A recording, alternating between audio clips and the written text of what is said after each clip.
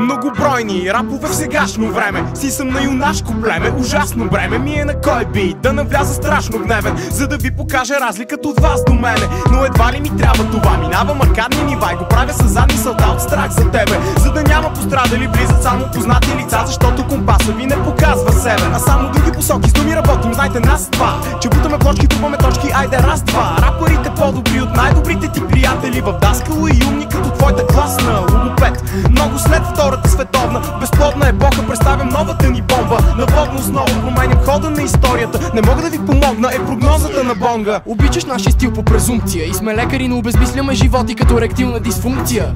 А вие МС-та от Турция сте доказателството, че дори и в рапа има корупция. Откриваме огън по вас, убиваме Бога ви пак. Накрая всичко това се оказва фалшива тревога. Да спирам не мога, но как? Не съм сигурен дали налагам мода или подлагам на модата крак. Отново съм воден от 8 битова мелодия. В модул се вози, в себе си носи скритата пародия на всичко, всеки, всякога. От нищо нещо правим, това е задачата ни в рапа. И в живота пак така, на практика сме проблемни младежи с големи копнежи, свеждащи се до наличието на обемни залежи от необикновени надежди. Да направим нещо повече от това да завършим някакви колежи. Събираме си точките, бягаме от духове и гледаме да сме почти перфектни по нивата. Откривате ни мощите, не вярваме на слухове, защото прекалено сме заети с играта. Събираме си точките, бягаме от духове и гледаме да сме почти перфектни по нивата. Откривате ни мощите, не вярваме на слухове, защото прекалено сме заети с играта.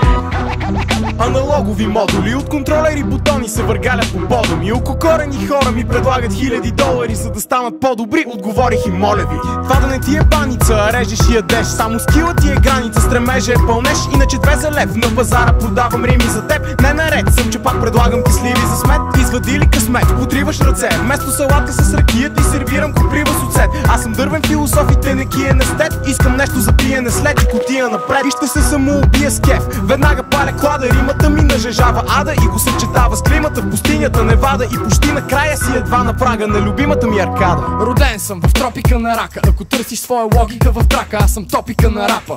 Зад себе си не съм оставил даже детството. В мене той смесвам го с приятното и полезното. Желанието ми е да съм пръв като Брайан Клъв и нямам абсолютно никакво време да се давя в стръп. Избрал съм си изключително странен път до гроба. Представям си, че един безкрайен блъв в живота. Събираме си точките, бягаме от духове и гледаме да сме почти перфектни по нивата. Откривате ни мощите, не вярваме на слухове, защото прекалено сме заети с играта. За твоята древна армия ми е през оная работа и това е много, защото вече ми остана само тя. Разруха, екзекуция, масово унищожение.